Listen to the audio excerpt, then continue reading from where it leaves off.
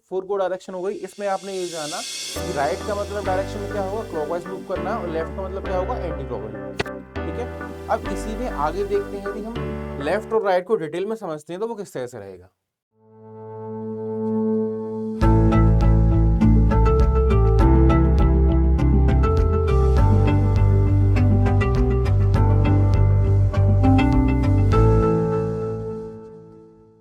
Hello students, आज हम आपके लिए एक लेके आए हैं न्यू सीरीज, वो है डायरेक्शन टेस्ट।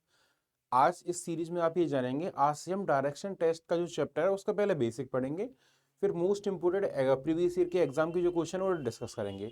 तो स्टार्ट करते हैं बेटा डायरेक्शन टेस्ट। देखिए, हम सभी जानते हैं कि बेसिकली हमारी कितनी फोर मेन डायरेक्शन होती हैं, east, west, north and south.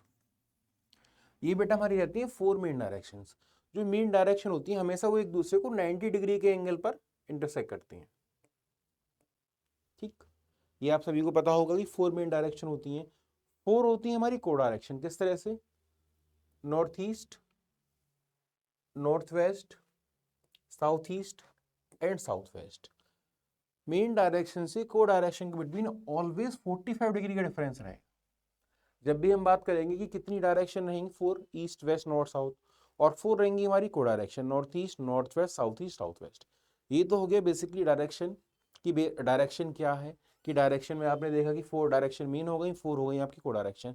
अब सबसे ज्यादा प्रॉब्लम कब आती है स्टूडेंट को, जब हम डायरेक्शन के क्वेश्चन सॉल्व करते हैं तो हम ये कंफ्यूज होते हैं कि यदि हमें राइट का क्वेश्चन में कमांड मिले या लेफ्ट का कमांड मिले तो हम कैसे मूव करेंगे। अब देखिए, हमने इनिशियली माना कि नॉर्थ में किसी पर्सन का फेस है, नॉर्थ में किसी पर्सन का फेस है। अब जब भी डायरेक्शन में आपको राइट मूव करना है तो आप क्या करेंगे बेटा, राइट का मतलब क्या होगा, आपको सिंपल क्लॉकवाइज मूव करना होगा। और डायरेक्शन के क्वेश्चन में जब भी आपको कमांड मिलेगी आपको लेफ्ट मूव करना है तो लेफ्ट का मतलब क्या रहेगा, एंटी क्लॉकवाइज मूव करना है आपको, इस तरह से। ठीक है, सपोज कि आप ईस्ट में है तो आपका ये राइट हो गया और ये लेफ्ट हो गया। अगर आप वेस्ट में है तो ये आपका राइट हो गया और ये आपका लेफ्ट हो गया। ठीक है, तो फोर मेन डायरेक्शन हो गई, फोर को डायरेक्शन हो गई। इसमें आपने ये जाना कि राइट का मतलब डायरेक्शन में क्या होगा, क्लॉकवाइज मूव करना, और लेफ्ट का मतलब क्या होगा, एंटी क्लॉकवाइज मूव करना। ठीक है, अब इसी में आगे देखते हैं यदि हम लेफ्ट और राइट को डिटेल में समझते हैं तो वो किस तरह से रहेगा।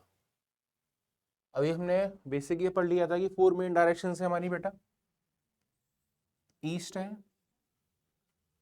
ये वेस्ट है, ये नॉर्थ है और ये साउथ है।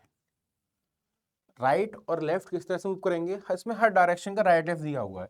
जब आप ईस्ट में हैं तो ये आपका राइट हो गया और ये आपका लेफ्ट हो गया। जब आप साउथ में हैं तो ये आपका राइट हो गया और ये आपका लेफ्ट हो गया। उसी तरह से जब आप वेस्ट में हैं तो ये आपका राइट हो गया और ये आपका लेफ्ट हो गया। और जब आप नॉर्थ में हैं तो ये आपका राइट हो गया और ये आपका लेफ्ट हो गया।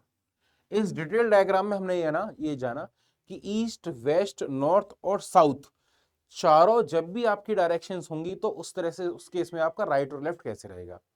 अभी तक हमने ये समझ लिया कि डायरेक्शन क्या रहती है, डायरेक्शन के टाइप कितने होते हैं। अब हम ये देखेंगे कि डायरेक्शन पर बेस्ड यदि आपके सामने कोई क्वेश्चन आएगा तो उसे आप कैसे सॉल्व करेंगे।